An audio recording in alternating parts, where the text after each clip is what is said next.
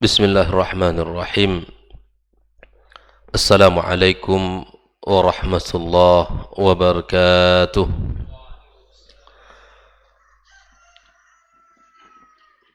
Innal hamdalillah nahmaduhu wa nasta'inuhu wa nastaghfiruhu wa nastahdihi wa na'udzu billahi min shururi anfusina wa sayyiati a'malina. Man yahdihillahu fala mudilla lahu wa man yudlilhu fala hadiya lahu. Ashhadu an la ilaha illallah wahdahu la syarika lahu wa ashhadu anna Muhammadan abduhu wa rasuluhu alladzi la nabiyya ba'dah. Ya ayyuhalladzina amanu taqullaha haqqa tuqatih wa la tamutunna illa wa antum muslimun. Wa qala ta'ala ya ayyuhalladzina amanu taqullaha wa qulu qawlan sadida yuslih lakum a'malakum wa yaghfir lakum dhunubakum wa man yuti'illaha wa rasulahu faqad faza fawzan 'azima. Allahumma 'allimna ma yanfa'una wanfa'na bima 'allamtana wa zidna ilma. Jamaah salat subuh Masjid At-Taqwa Indo As-Sakinah Pekanbaru rahimakumullah. Alhamdulillah, bersyukur kita kepada Allah Subhanahu wa taala. Pagi ini kita diberikan kesehatan, kesempatan serta keimanan. Kembali kita duduk di majelis yang mulia ini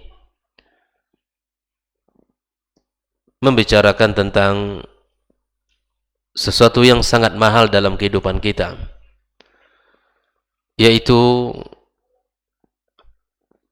pembicaraan tentang akidah dan keyakinan, di mana akidah yang benar akan menjadikan kita kokoh.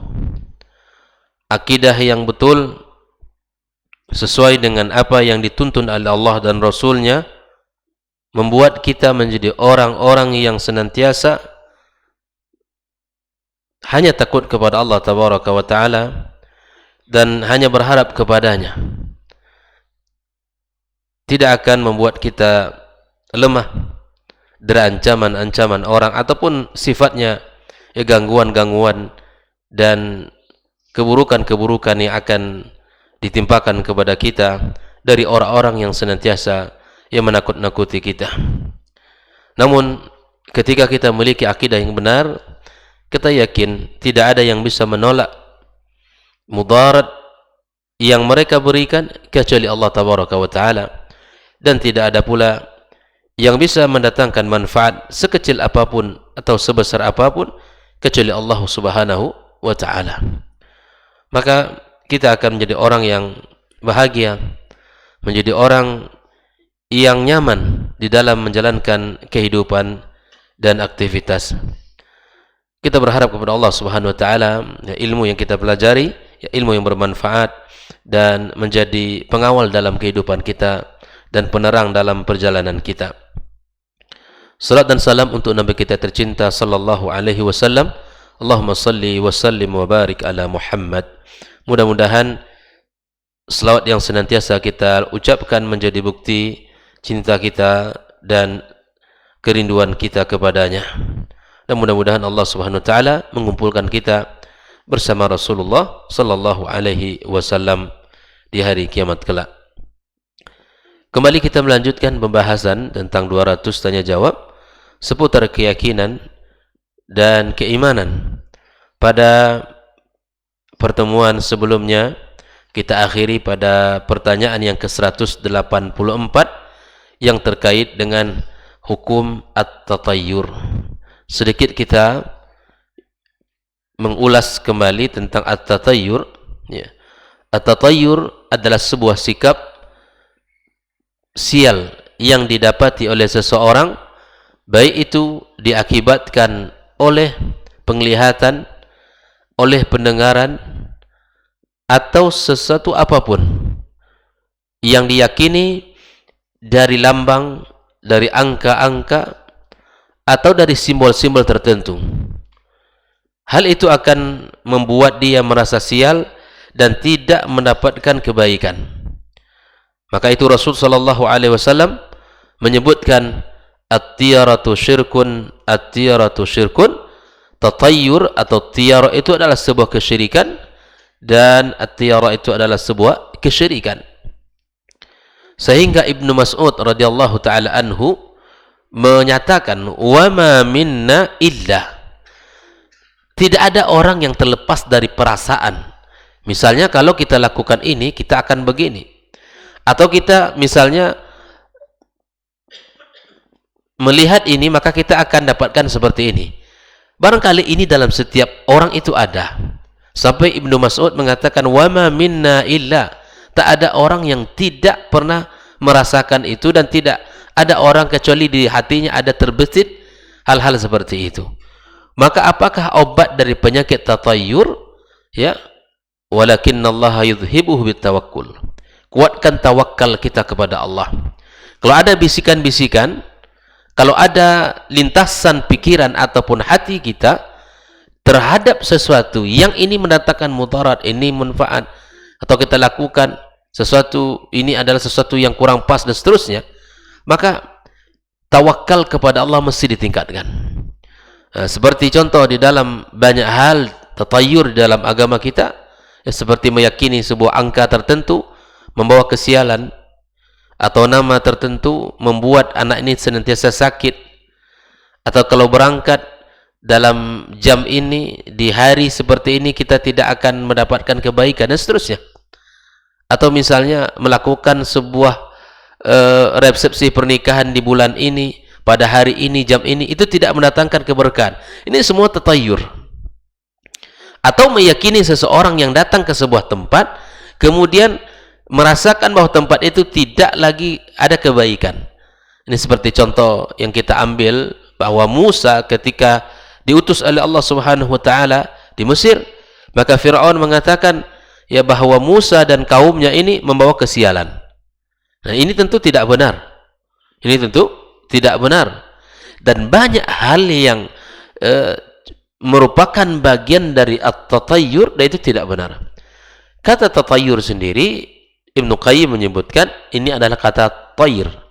Dulu di zaman jahiliyah, mereka melepaskan burung setiap kali ingin melakukan hajat. Misalnya kalau burung itu berangkat atau pergi arah ke kanan, disebut sebuah keberuntungan, atau ke sebelah kiri mengarah, ini sebuah kesialan. Hal-hal seperti ini dalam kehidupan kita mesti ditinggalkan, karena ini adalah at-tatayyur, dan tatayyur itu adalah dilarang. Nah, bagaimana kalau ada orang yang mengurungi niatnya, tidak jadi melakukan sesuatu dikarenakan ada tatayyur? Maka suatu ketika ada seorang yang bertanya kepada Rasul sallallahu alaihi wasallam. Ya, hadis ini riwayat Imam Ahmad dan kitab Musnadnya. Abdullah ibn Amr mengatakan, man raddathu tatayyur at-tiyara an hajatihi. Ada orang yang mengurung niat, tidak jadi melakukan sesuatu dikarenakan ada keyakinan tadi. Faqad asyrak, maka sungguh dia telah melakukan kesyirikan. Qalu wa ma kafaratu dzalika? Lalu kemudian mereka berkata, apa kafarat dari hal yang seperti ini, dari perbuatan ini? Maka hendaklah kita qal an taqul Allahumma la khaira illa khairuk wala tayra illa tayruk wala ilaha ghairuk. Ya Allah, tiadalah kebaikan kecuali kebaikan kamu, dan tiadalah yang meyakini benda-benda yang membawakan kesialan kecuali itu adalah makhlukmu, ya, wala ilaha ghairuk, dan tiada ilah yang berhak disembah kecuali engkau. Ada tiga hal yang kita yakini. Kebaikan hanya kepada Allah, dan seluruh benda-benda yang membawa kesialan itu adalah milik Allah, makhluk Allah, dan tiada ilah yang paling berhak disembah kecuali Allah tabaraka wa taala. Nah, oleh itu kaum muslimin, tatayyur itu dilarang dalam kehidupan kita dan tidak dibenarkan untuk dilakukan, karena banyak hadis Rasulullah SAW yang melarang kita untuk melakukan hal-hal yang seperti ini. Inilah secara singkat pengulangan dari pembahasan kita pada pertemuan sebelumnya. Bagi ini adalah pertanyaan yang ke-185 tentang al-ain, hukmul ain. Ain artinya mata. Ain di sini yang kita maksud adalah di mana sebuah penyakit yang disebabkan oleh pandangan. Penyakit yang disebabkan oleh pandangan. Karena al-ain para ulama itu hak, nyata adanya. Sebagaimana Rasulullah SAW katakan, al-ainu haqqun. Penyakit ain itu adalah hak. Apa sebab datangnya penyakit ain? Adalah dari iri hati, dengki yang ada pada diri seseorang. Disebabkan iri yang ada pada diri tersebut, yang memandang dengan mata kebencian, memandang dengan mata hasad, sehingga yang dipandang itu mendapatkan penyakit. Bahkan sebagian para ulama, ya, penyakit ain tidak hanya ada pada makhluk, pada manusia. Misalnya dipandang si fulan dengan mata hasad, iri oleh seseorang, bukan hanya pada manusia, bahkan pada benda mati sekalipun itu akan bisa terjadi. Pada benda mati sekalipun, disebabkan pandangan iri hati yang hasad tadi, itu akan menimpa benda-benda mati sekalipun. Bukan hanya manusia yang sakit, jatuh sakit dan seterusnya, tapi benda-benda mati pun akan bisa terkena penyakit ain. Nah, suatu ketika Rasulullah Sallallahu Alaihi Wasallam melihat seorang budak perempuan, di wajahnya ada lebam. Maka Nabi mengatakan, istarqulaha fa inna bihan nadhra. Ruqyalah wanita ini, budak ini, karena ada sesuatu disebabkan oleh pandangan. Nabi tahu kalau yang ada pada wajahnya itu adalah disebabkan oleh ain. Wa qalat Aisyah radhiyallahu taala anha, amarani an-nabiy sallallahu alaihi wasallam atau amara an-nabiy ay yastarqiya min al-ain. Nabi menyuruhku, kata Aisyah, untuk meruqyah orang yang terkena penyakit ain. Atau Nabi SAW menyuruh meruqyah yang terkena ain.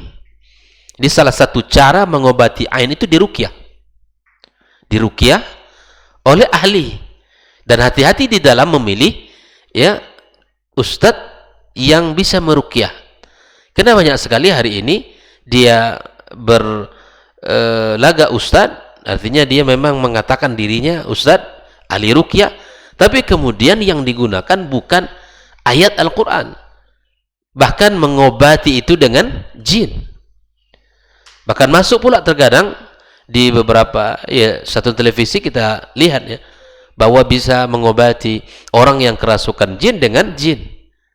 Mana ada orang yang bisa melihat jin, kemudian dia mengatakan dengan informasi-informasi yang dia dapatkan. Maka mengobati ruqyah, mengobati orang yang penyakit ain itu adalah diruqyah.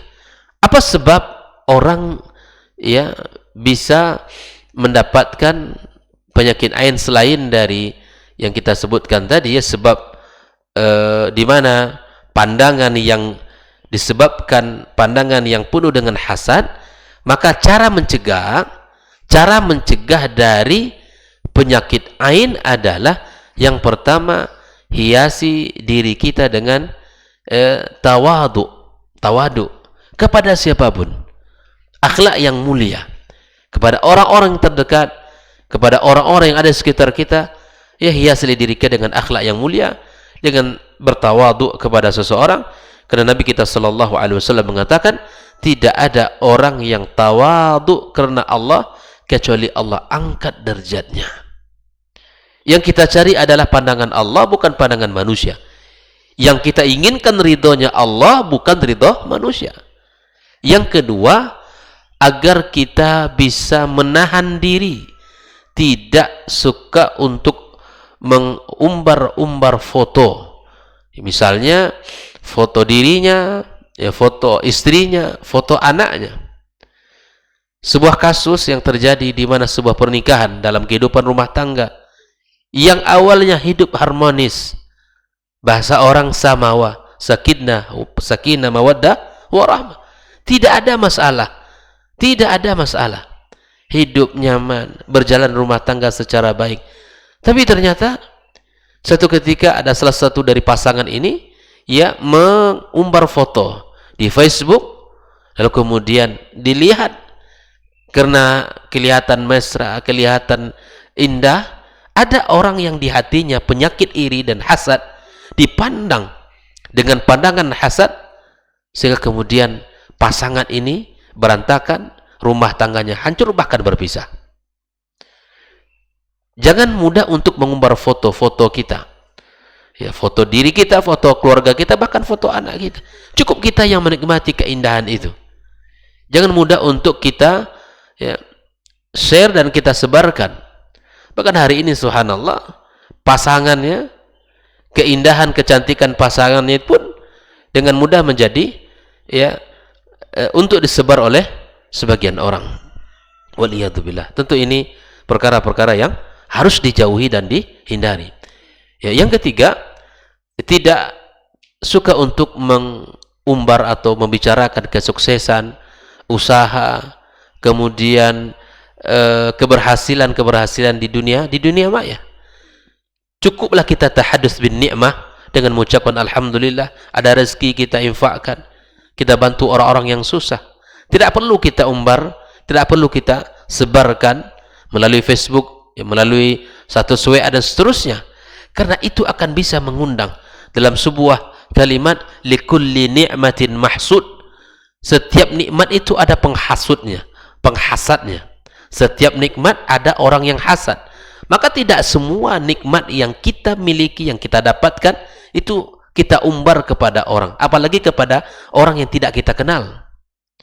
Tapi ada orang kita kenal, alhamdulillah Ustaz, alhamdulillah akhi, saya tahu saya dapat alhamdulillah nikmat dan saya berikan ini untuk kaum muslimin yang butuhkan. Ini tidak ada masalah.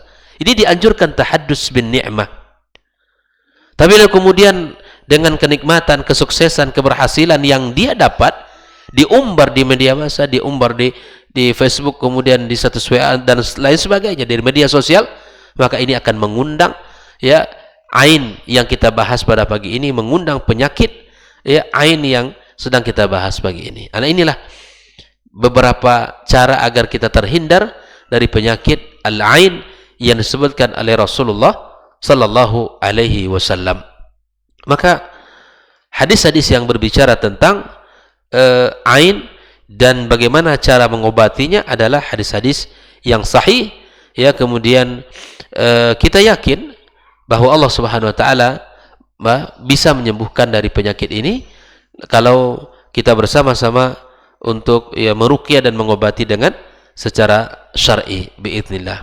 Allah Subhanahu wa taala menyebutkan salah satu bentuk ya apa yang dilakukan dari pandangan hasad oleh orang-orang kafir. Allah Ta'ala mengatakan wa iyyakadul ladzina kafaru la yuzliqunaka bi absarihim lamma sami'u dzikr.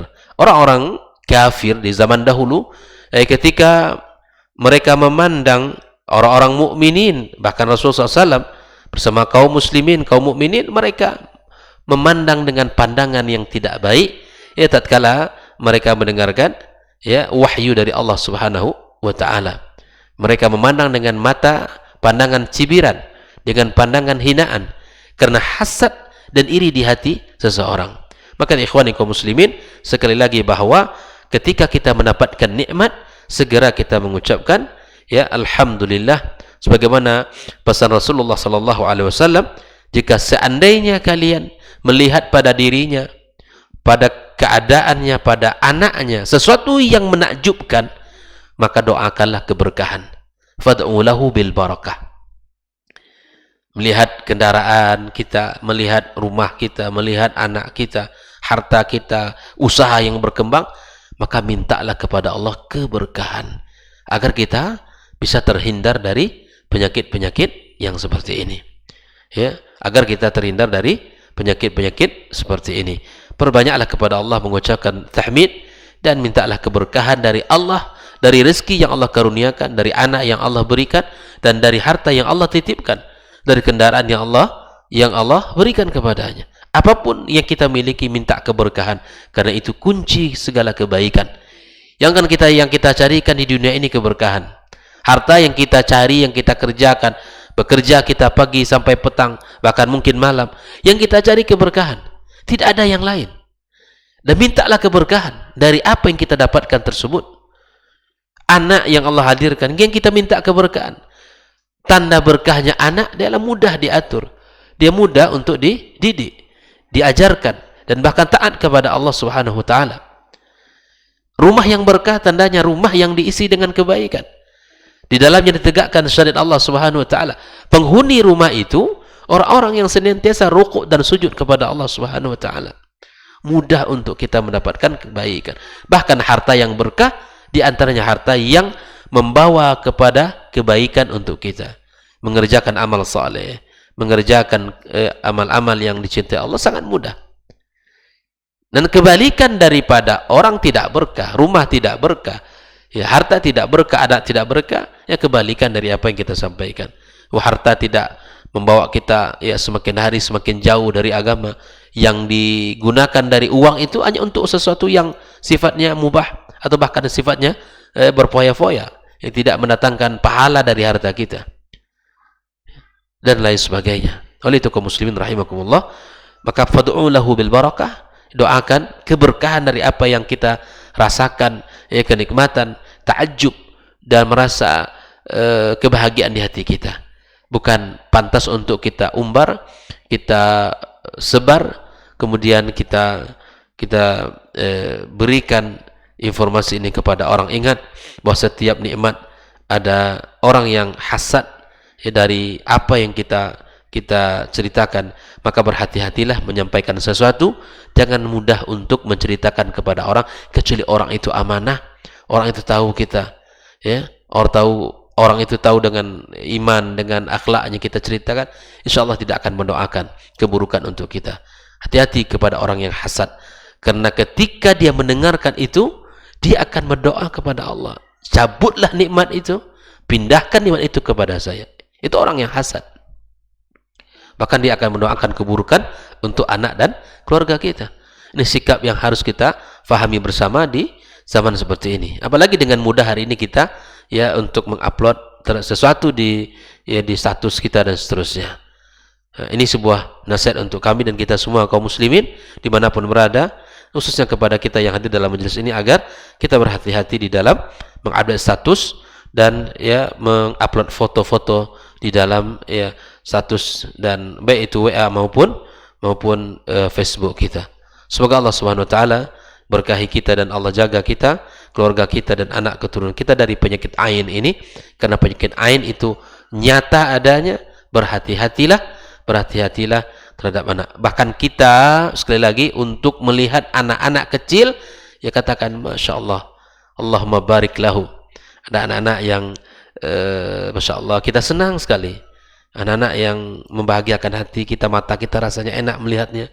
Maka doakan keberkahan dia, Allahumma barik lahu, agar terhindar dari penyakit.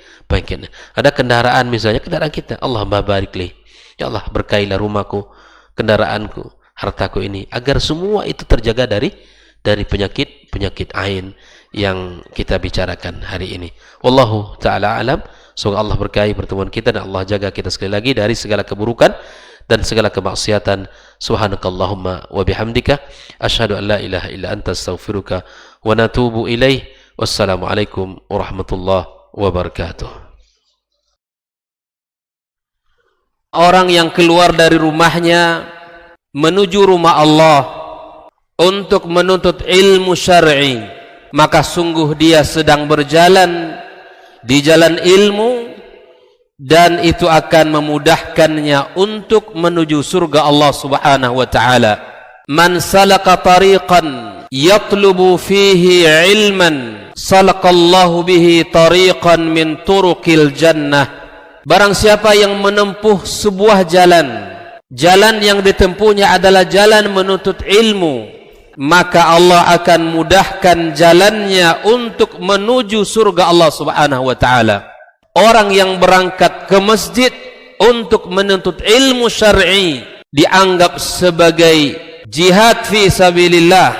Nabi alaihi salatu wassalam bersabda, "Man dakhala masjidana hadza", barang siapa yang memasuki masjid kami ini, yakni Masjid Nabawi, liyata'allama khairan, untuk belajar atau mempelajari kebaikan, au yu'allimuhu, atau dia mengajarkan kebaikan.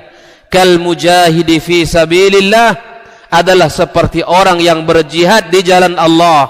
Mudah-mudahan kehadiran kita di rumah Allah yang mulia ini, tujuan kita hanya satu, untuk mencari ridha Allah tabaraka wa ta'ala. Mudah-mudahan ilmu yang kita pelajari, ilmu yang memberikan keberkahan, yang menerangkan jalan kita dan senantiasa menjaga kita di jalan Allah subhanahu wa ta'ala.